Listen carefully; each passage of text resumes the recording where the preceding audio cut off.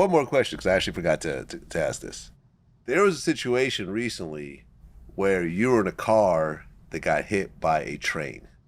Yeah, what happened was is this, they have a salvage. I don't know if you know about salvages, but a salvage is where if you got a dope dealer or whatever, he driving the car and he get caught with something in the car and they impound the car. Right. So they take the dope dealer to kill and they seize the car. Then they All sell right, it? well, no, they can't sell it. Your car could be on a salvage yard for only so long.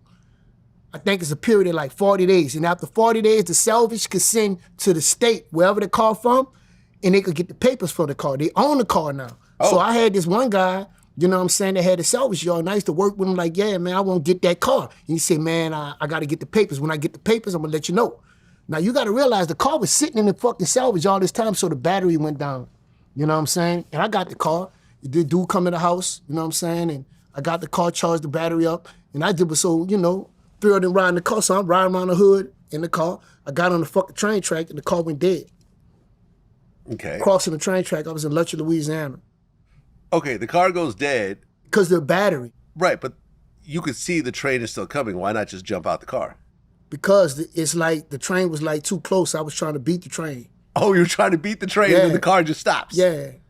I was trying to beat the train, and I had to go up a hump. Okay. And at the top of the hump, the car gets stuck. Yeah. Why not? I don't know. Did you try to jump out the car at the last minute, or? To tell you the truth, I don't know what the fuck had happened, bro. I just know that when I woke up, I was in the hospital and I was talking about cats and dogs and all type of shit. I was fucked up. They told me they found me in the bushes. I was ejected from the car, actually, when I got hit. And the story sounds like some shit that's on a sci-fi movie, but it really happened. You know what I'm saying? So I don't know if I opened the door and was trying to get out the car, that's why I was ejected, but I just know everything went dark. Did you see what the car looked like afterwards? Fucking right. I went to that same salvage and seen the car. Went back the same salvage? Because that's where I bought the car from. Yeah, I went to that same salvage and something. What did that car look like after getting hit by a train? That car didn't look like a person was in it. Yeah. And it looked like whoever was in that car was dead. You feel me? The whole front of it was like off.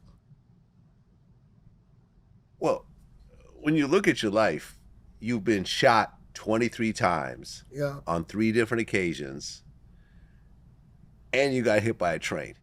And more shit didn't happen to me than that. I just told you I got, I'd have been jumped by niggas, you heard me? I'd had one dude, me and him got into some shit, and he come around and called himself trying to kill me, but it ain't turn out that way.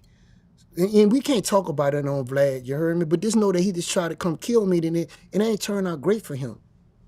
So I done had a lot of things that happened to me. I done been bit by dogs. You know what I'm saying? Stung by a stingray. You heard me? By a stingray? Yeah, stingray clipped my motherfucking arm, swapped the piss out of my arm. I done had a lot of shit that happened to me, man. You know what I'm saying? Okay, because at one point you said you felt like you were immortal. At one point, because I was stupid thinking that way.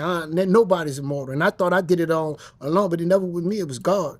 God always kept his hands on me. He always kept me going. Right now I'm doing mentorship. I'm motivational speaking. You know what I'm saying? I'm on stages with big guys like, you know what I'm saying, Gary White, you know what I'm saying? He's a big guy, you know what I'm saying? He speaks before a lot of people, you know what I'm saying? And I'm gonna be on a stage with him this August in Miami, you know what I'm saying? So now that I'm from the streets to $1 million stages, and on these $1 million stages, these people want to hear what I have to say, because you have a lot of people that suffer from depression. You have a lot of people that suffer from, you know what I'm saying, family loss, and people that left them, they don't really know who to turn to. So sometimes you have a real motherfucker you could talk to, they open up and they become better, So we had this thing called Man in the Arena. And Man in the Arena is like basically you just confess everything that you're going through as a man, and you have your brothers there with you, you know what I'm saying, to sharpen you up, to let you know that you ain't by yourself.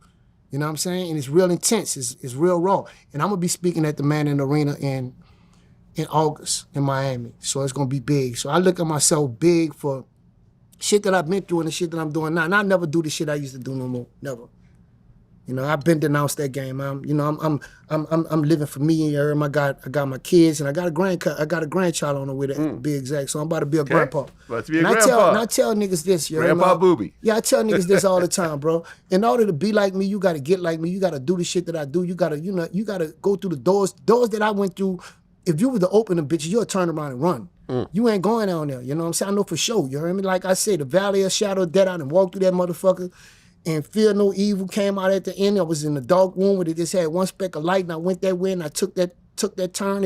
It's a lot of shit that I went through. You know what I'm saying? But I still strong the whole time and I commend myself and I salute myself for the shit that I do. I don't want a pity party because I got one arm, and I don't want a pity party because this didn't work. Because if it ain't work this time, bitch, it could work tomorrow. You just got to keep going, and you know what I'm saying. So I motivate myself. I motivate other people, and that's what I do right now, bro. So you know, I live a good life. I don't have no problems, and I don't want none.